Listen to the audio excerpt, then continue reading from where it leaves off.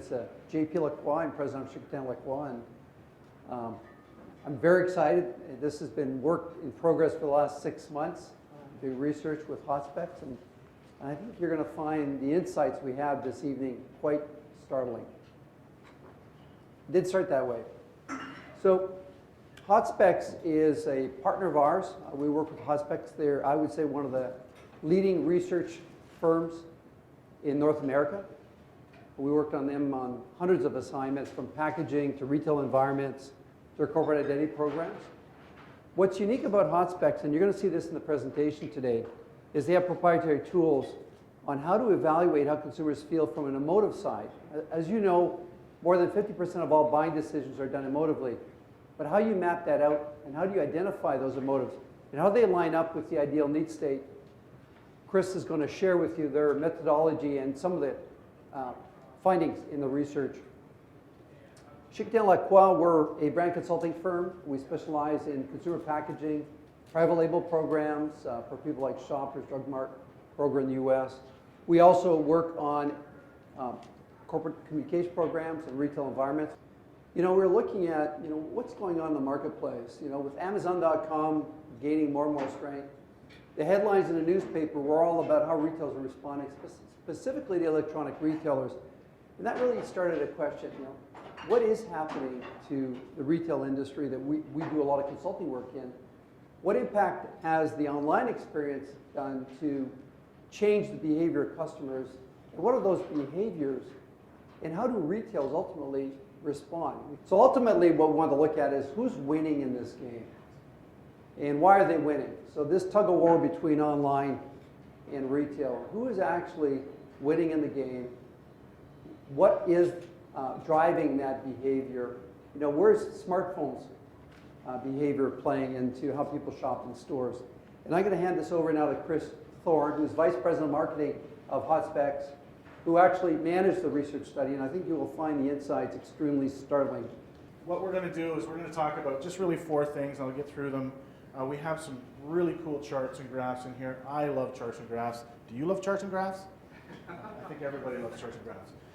We're going into about 4 things. We're looking at cross-shopping behavior. We want to understand what is the connection between the in-store environment and the online environment. So we've got a number of questions, including the smartphone, the impact of the smartphone and what that's doing to shopping in stores. We specialize in emotive content, and I think it's so interesting when you read the newspaper, when you see the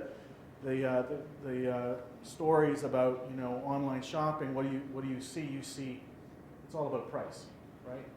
Well, not so. Sort of, but not so. So I'm going to talk a little bit about when we think about online emotional content, what does that mean? I'm going to give you a little bit of a teaser. We have a very large study that has 5 categories in 2 countries. It's over 250 pages. I'm going to get through at least half of that tonight. No, I'm not. I'm going to give you a little bit of a view on Amazon.com and why does Amazon.com do how does it do what it does emotionally. And I'm going to talk about ideal shopping experience, and I think it's kind of an interesting thing, what the ideal shopping experience that they're looking for from an online and offline point of view. So I'm going to give some insight across the 5 categories, how that would work. So that's what I'm going to try and do. Big study, 2,000 respondents, 1,000 in Canada, 1,000 in US. We looked at the 5 categories: household goods, which would be Tide, your Clorox or whatever it is that you're buying for your home. Personal care, we call it drugstore in a couple places. Drugstore, so shampoo, whatever personal care needs that you have. Books and media,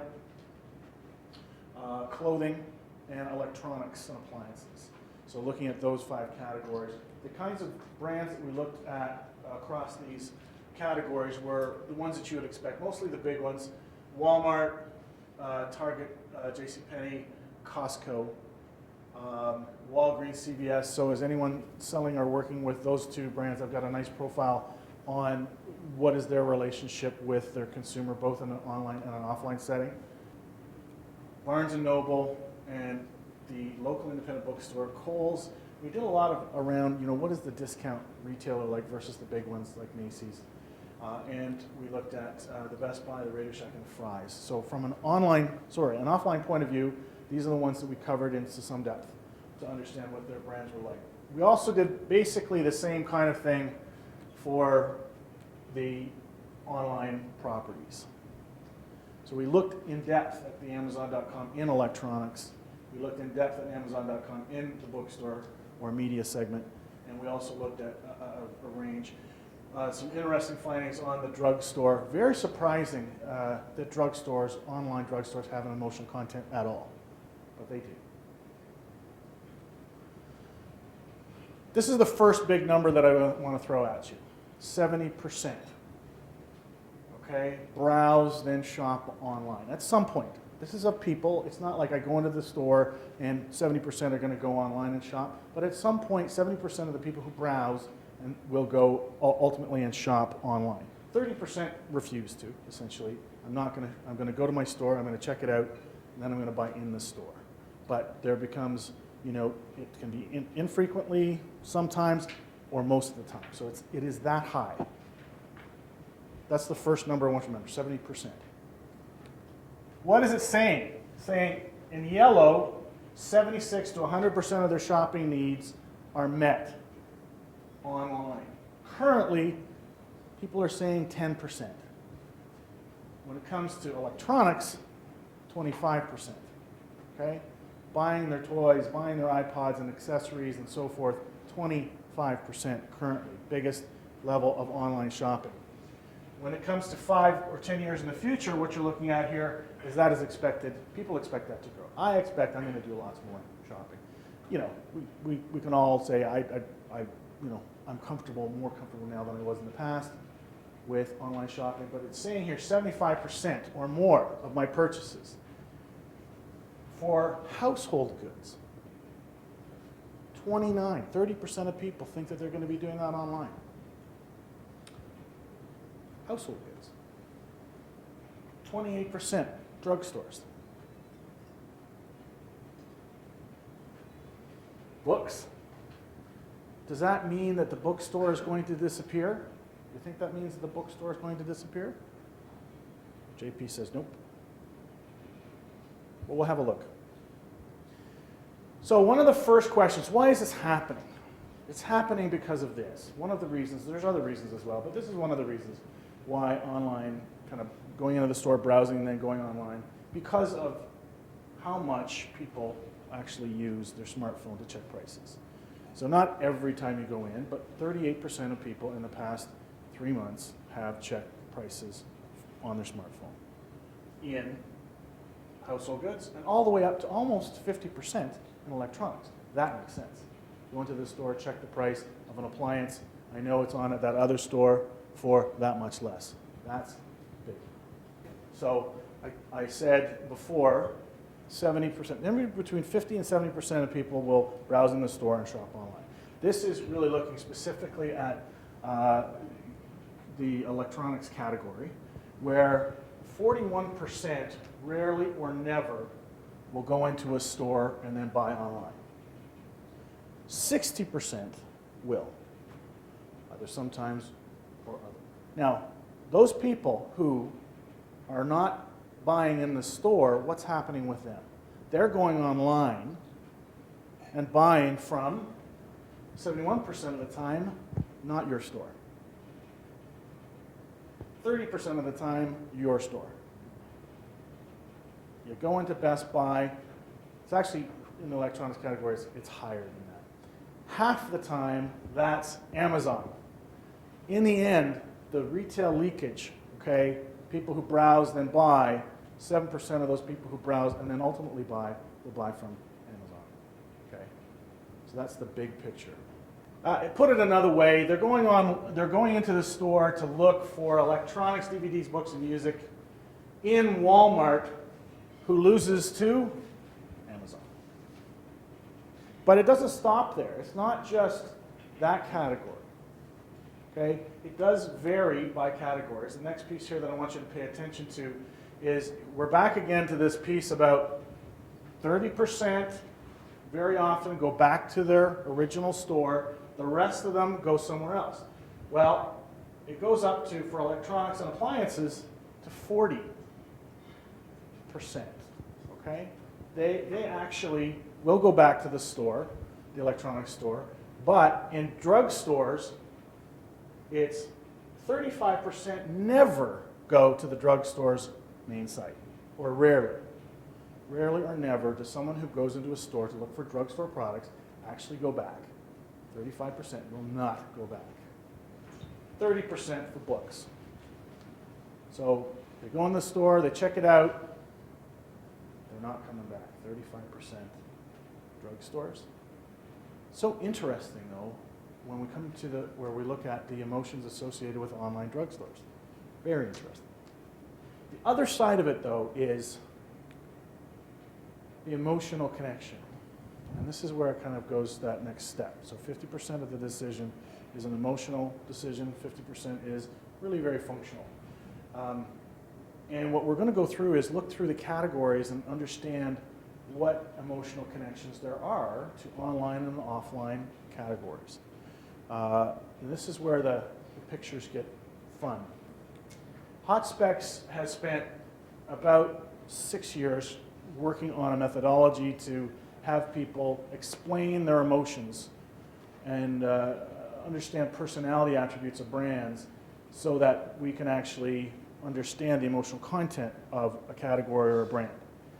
When people are asked their emotions, for the most part, they only say 1 to 3 different emotions. When we ask it in our methodology, we can get somewhere between 40 and 45 emotions. Men will tell us about 38, women will tell us about 42. We have an approach, so we have a comprehensive list of about 85 emotions and 182 personality attributes. We've turned this into what we call a map. And it's like, instead of being a map of the world, it's a map of your emotions. And so when we look at this and we look at a brand and we get them, to understand what kind of connection we have, this is the tool that we use. And we've used it, as JP said, many, many times. It kind of looks like this. It kind of doesn't, but it kind of does. That is a sphere. The way that you read an emotional map that I'm going to show you is it is divided into 8 regions: competence, trustworthy, familiar, etc., that are opposite relationships. So over here, the opposite of friendly is not friendly or rigid. The opposite of arrogant is actually in the core here, which is somewhere around nurturing or nice. The opposite of exciting is boring. And in the core are the emotions that you need to get people to buy. You need to see a brand that's like you. If you're going to get anyone to buy your products, you're going to have a core set of customers that see themselves, see this product to be like you. There's 2 things that you're going to notice right off the bat. The first thing is red.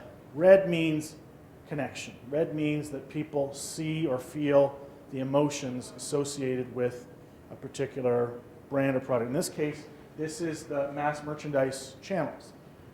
You'll see that in the center here, online, you're seeing a connection, you're seeing trust, satisfied, happy, whereas on the retail side, does it look as red?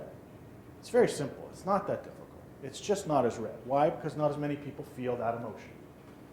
They do, however, feel a bunch of emotions around the outside.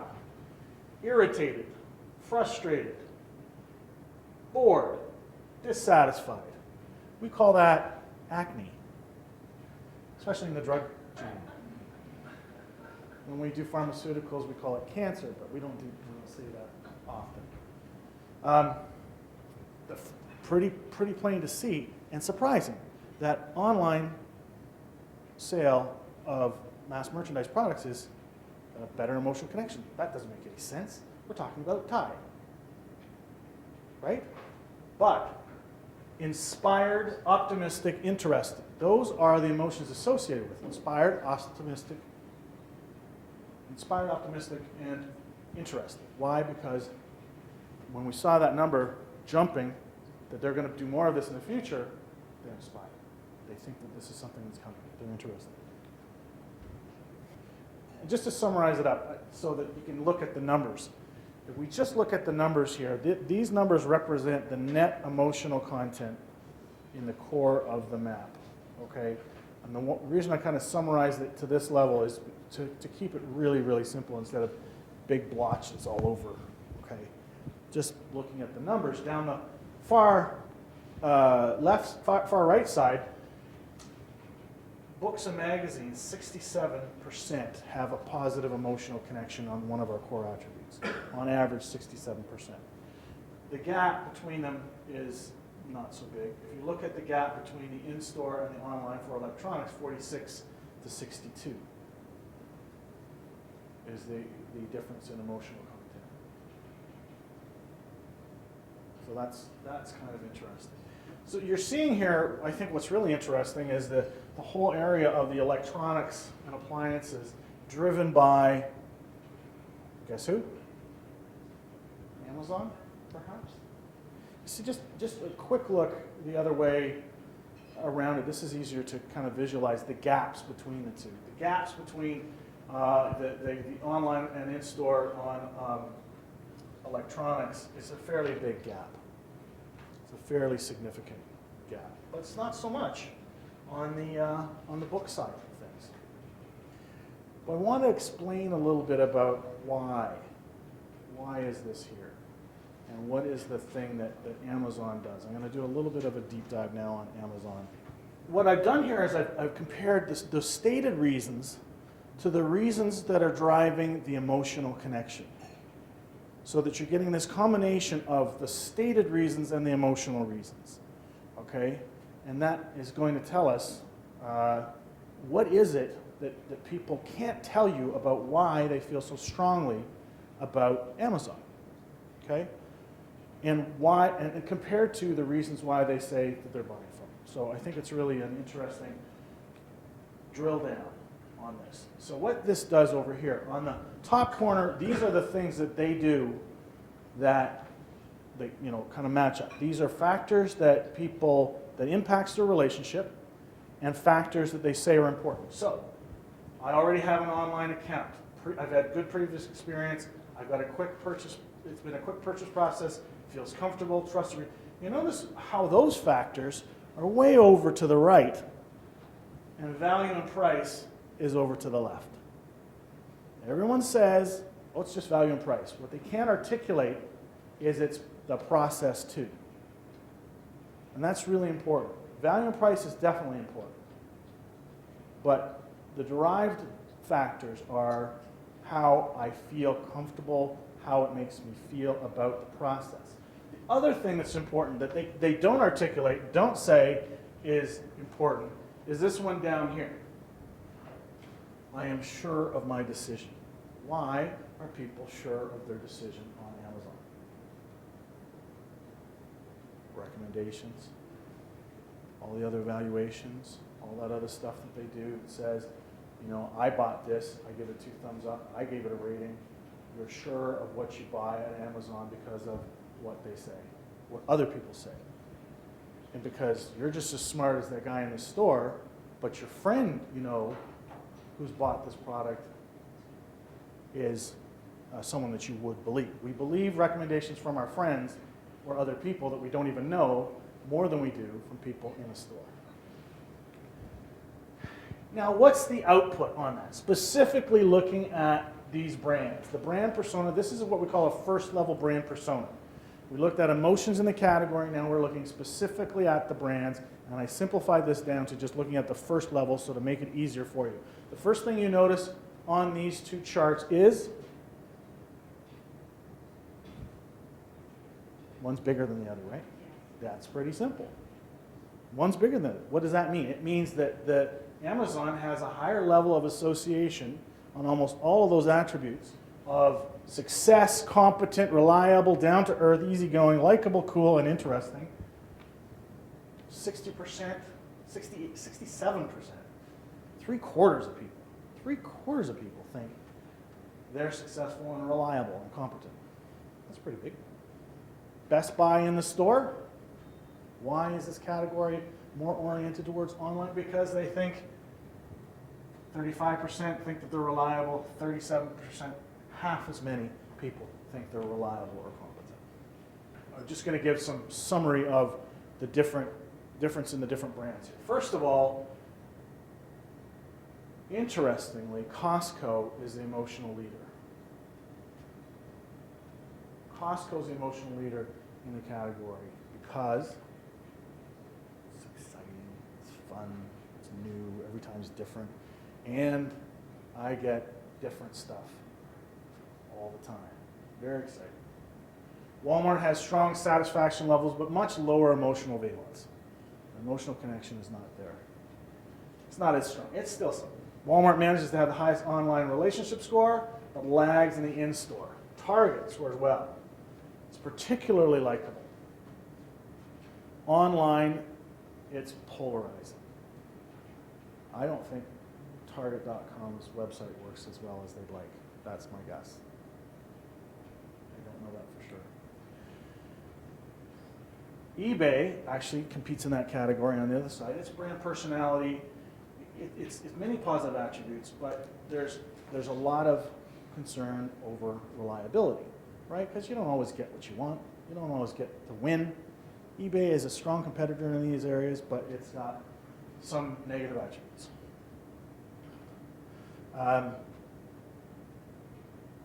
And in the online side, eBay challenges the traditional retailers on much easier price comparisons. So we wrap this up, and one of the main things that JP wanted us to do is to come up with what we call a restore index. The restore index was one of the main objectives. So what we did was we took the functional elements of satisfaction and a little bit of the relationship aspects of likelihood to recommend, and also the overall net emotional valence. So the way that we saw it is that you've got satisfaction. Did I get what I wanted? It's really a functional thing. There's, would I recommend this store to other people? That's normally one of the big satisfaction measures that people have in stores. But we added emotional valence because what we wanted to do is to add in the element of intensity of relationship. We wanted to add in that element of intensity in relationship. So I've already hinted that maybe, just maybe, someone rises to the top. Guess it, Amazon.com, that's 75. Way ahead of everybody else. Next is Costco. Very high satisfaction, very high likelihood to recommend, and good, strong emotional connection.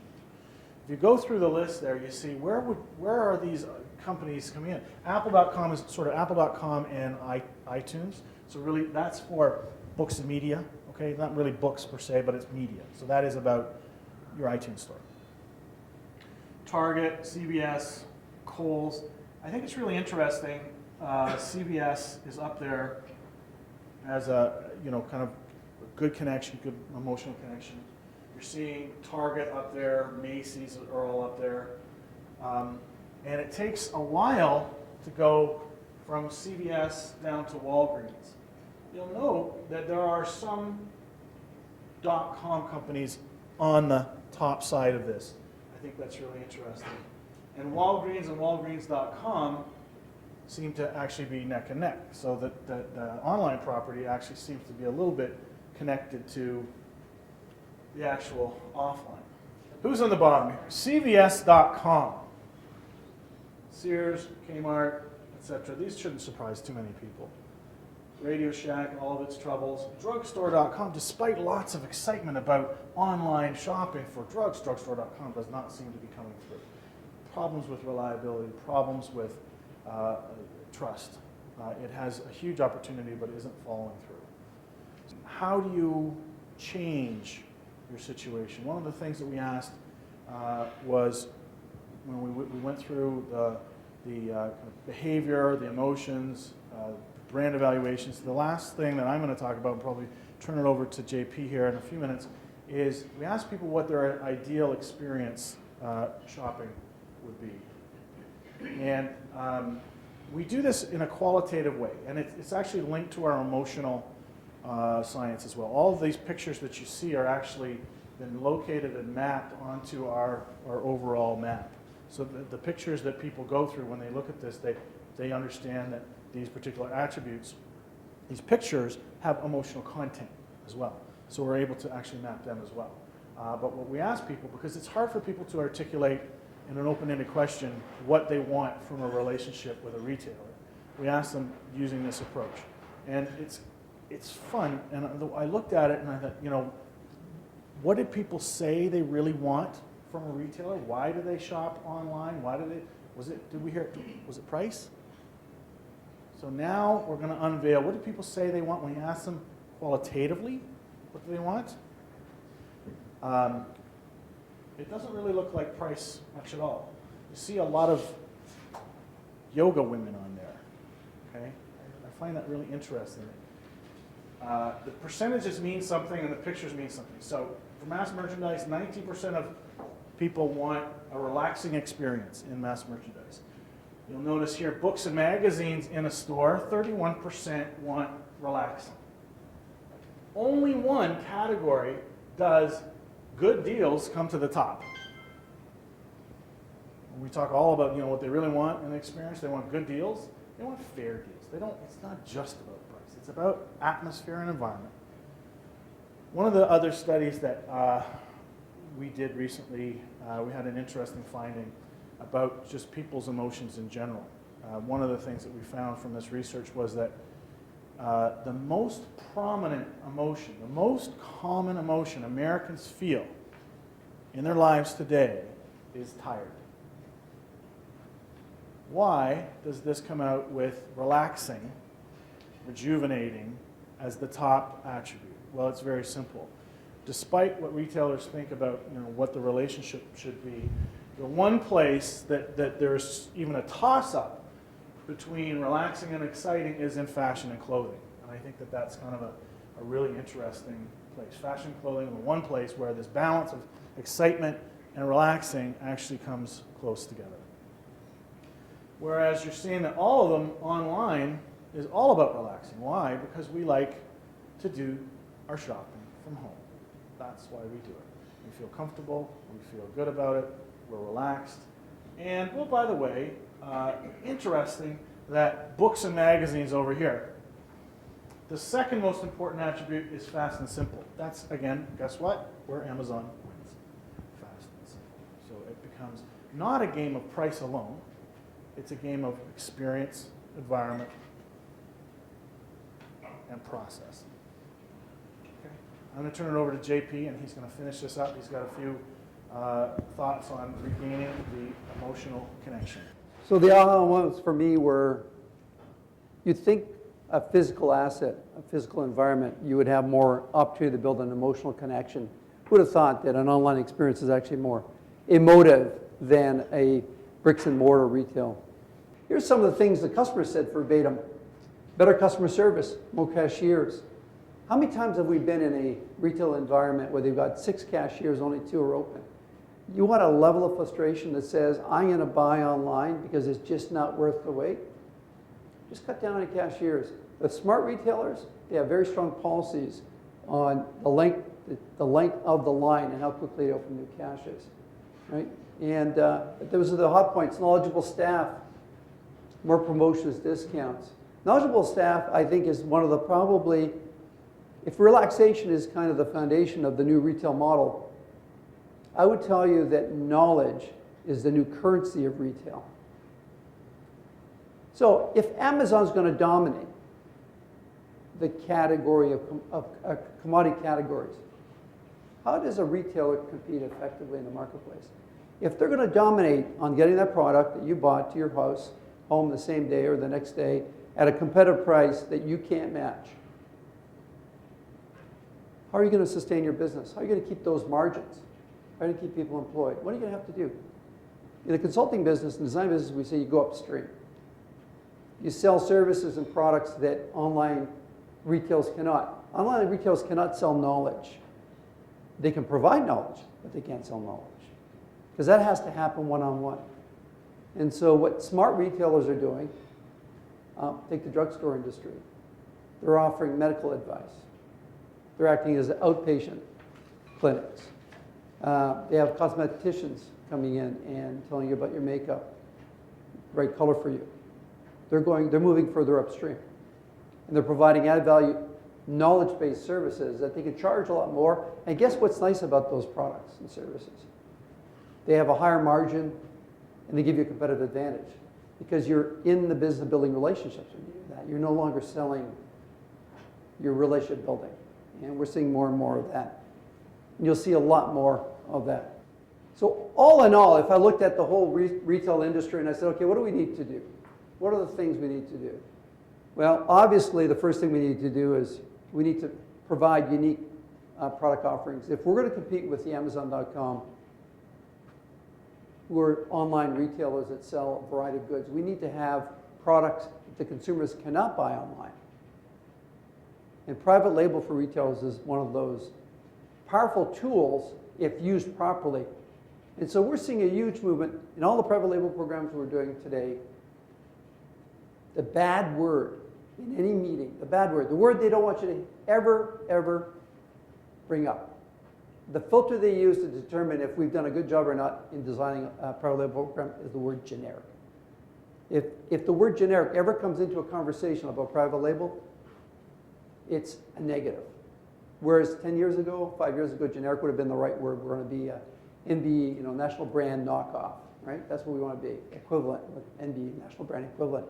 And now retailers are really realizing, the Targets of the world, that they can actually offer products that you can't buy it at Amazon.com. You may buy it at eBay because somebody bought it or reselling it, but Amazon.com, and you're going to see more and more of that. Obviously, they need to invest in the retail experience. They need to look at what is that retail experience and how does it connect with the consumers on the dimension of relaxation and providing knowledge. What does a retail store of the future look like in that experience? Will it be selling a lot of commodity products? Doubt it. What's the biggest movement today in retail? Downsizing. Right? It used to be big, build them and they will come, right? 30, 40, 50, 60, 70, 80,000 square foot stores. Where are we now? We're looking at stores that are 20,000 square feet, stores that are in urban markets, smaller footprint, because the growth is happening in urban centers. It's not happening in suburbia. And it's also all about effective use of the retail space on the products that you can actually make a profit that can be eroded by Amazon.com and some of the online experiences. So you're seeing that huge movement, and you'll continue to see that movement happening. And you'll see a lot of stores tying to the community. So they'll become community stores versus one shoe fits all. You will actually have stores that cater to that trading demographic, and technologies allow them, retailers, to do that. But the ability of distributing those products and understanding the demographics and need states of that microcosm of that store, you see more and more of that. It's going to be a lot more challenging for retailers to from an operational standpoint, because now the model is a much more complex model than it used to be. It used to be very easy to have one planogram. If you look at stronger customer service, they're going to be investing in their staff. The lowest investment in any retail operation is staff training and staff salaries. We hear minimum wage here, minimum wage there. We do that because that's the only way we can make money. Instead of viewing them as a cost center, retail is going to be looking at them as the relationship tool that's going to provide them with competitive advantage over Amazon.com and some of the other retail online experiences. Right? As you see more of that line blurring, it's the people who are going to make the difference. And there's models for Amazon. If I was Amazon.com, I would be creating retail experiences. I would be actually getting into retail as part of their distribution centers and being able to create that face of the brand in a humanistic way instead of having it delivered by UPS or FedEx. So looking at that from their end. Obviously, price comparison is very important. I think that's going to solve itself with smartphones. But I think allowing the customer to make that price comparison quickly and efficiently in the stores. We're seeing a lot in other countries, barcodes or Q codes being used that allow them to do the price comparison so that they don't do that sales leakage. The goal of a retailer is to make sure that customer never leaves the store to do that 25 or 27 or 29% online purchase, right? The goal is to keep them in the store, and what smart retailers are doing is they're creating online kiosks in their stores, and they're building sales choreography so that the customer, if they don't have the product they're looking for, the staff will know how to manage that customer and keep them in the store. The bookstores have done a really good job of that. You know, Barnes & Noble, Indigo in Canada have done a really good job in that sales choreography to try and keep that customer buying in the store. And if they're going to buy online, to buy on their website, not Amazon.com. That's it. We're going to open up for some questions.